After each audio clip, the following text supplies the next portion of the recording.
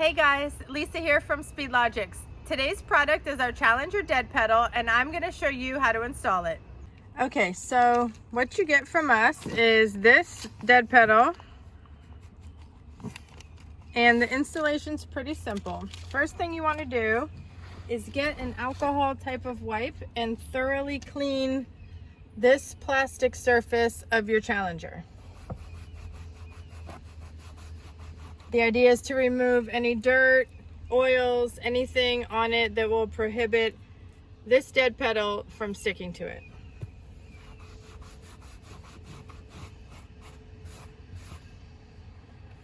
Okay, so once that's dry, you'll notice the back of the dead pedal has adhesive across the entire surface, and you're just going to peel off the red section,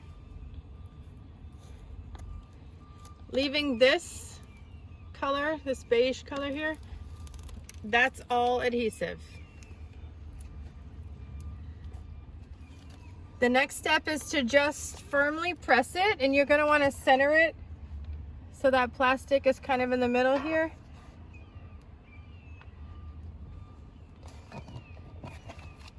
And firmly push on it with equal pressure so you can get it to adhere there.